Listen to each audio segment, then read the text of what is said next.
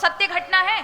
साहब जी ढोलकिया नाम है उनका, बहुत बड़े उद्योगपति है। वो अपने एम्प्लॉय को महाराज वो हर दिवाली पर गाड़ियां इत्यादि सब भेंट करते हैं, बड़ा नाम है उनका। उनका इकलौता बेटा था, विदेश से पढ़ कर के आया। देखो तब किसे कहते हैं बच्चों को कैसी शिक्षा देनी चाहिए। जब वो बच्चा एमबीए करके आया और जब लौट कर घर आया तो पिता ने कहा देखो डिग्री मुझे दो और तुम्हारा जो वोटर आईडी कार्ड है ये भी मुझे दो। तुम कौन हो क्या हो ये किसी को नहीं बताना है, क्या तुमने पढ़ा है क्या नहीं पढ़ा है ये भी नहीं बताना है, ये सारी चीजें मुझे दो।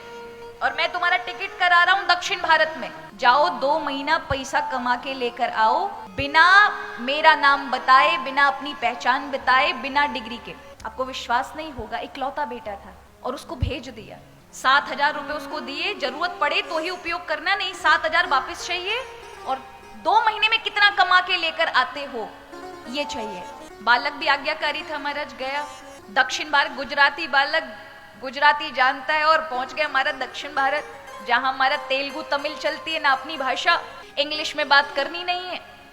पिता ने सारी चीजें बताई, अगर तुमने कुछ भी चीजों का उपयोग किया तो अच्छा नहीं। बालक भी आज्ञाकारी गया, सबसे मारे पहले तो बड़े बड़े होटल में ही गया, लेकिन किसी ने, क्योंकि डिग्री है नहीं, नाम बताना नहीं है, कुछ है नहीं आधार, किसी ने नहीं उसे जॉब दी, नौकरी नहीं दी। 2-3 दिन हो गए, अब तो भूख से पीड़ित था। 7,000 में से अपने पैसा खर्च करके पेट भरा, लेकिन उसे था कि पिता को 7,000 वापस करने ये कहा है और पैसा कमा के देने।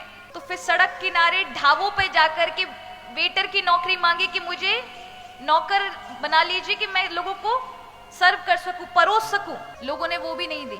तब किसी एक ढाबे पर महाराज चौथे दिन उसे बर्तन मांजने की नौकरी मिली। 8x8 के कमरे में 8-8 लोगों के साथ उसे सोना पड़ा, जो इतने ऐसो आराम में रहने वाला बालक। सुबह सुबह उठ करके 10 गालियां खा के, लोगों का सुन के, किस प्रकार से उसने महाराज वो 2 महीने व्यतीत किए। एकदम काला पड़ गया, क्योंकि नहाया भी नहीं कई दिनों से और काम में ही लोग लगाए रहते थे, उल्टा सीधा सुनाते। और इस तरह से 6,000 रुपए उसको प्राप्त हुए। 2 महीने बाद अपने पिता को फोन करता है, पिताजी मैंने 6,000 रुपए कमाए। पिता ने कहा उनको खर्च नहीं करना, जो 7,000 दिए उसी से टिकट बनवा के आओ।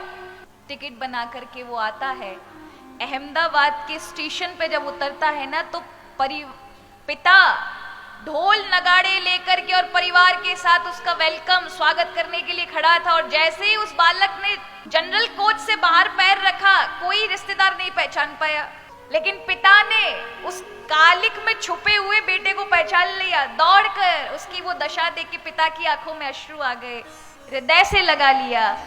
बेटा चरणों में पड़ गया, पिताजी ये 6,000 रुपए और ये 7,000 में से कुछ मेरे से खर्च हो गए थे। पिता ने कहा बेटा ये पैसों की बात नहीं है, इन पैसों को संभाल के रखना जो तुमने कमाए। तुम्हें पता चला पैसों की कीमत क्या है? तुम्हें पता चला कि व्यक्ति की पहचान यदि ना हो तो व्यक्तियों का व्यवहार कैसा होता है? तुम्हें पता चला लोगों के साथ अब तुम्हें कैसा व्यवहार करना है जो तुम्हारे नीचे काम करने वाले लोग हैं? तुम्हें पता है अब समय की कीमत क्या है? रो पड़ा, पिताजी मुझे सब पता है, अब पता चल गया, इससे बड़ी शिक्षा और कुछ नहीं है। पिता ने तुरंत अपनी ऑफिस की चाबी दी, कहा अब तुम्हारा ऑफिस है संभालो। ये होता है तब। सजी सजाई थाली देंगे तो क्या होगा?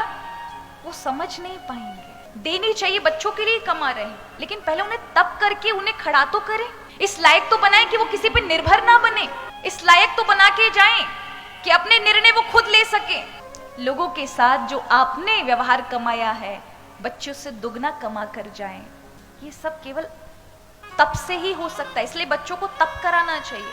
तप माने संघर्ष,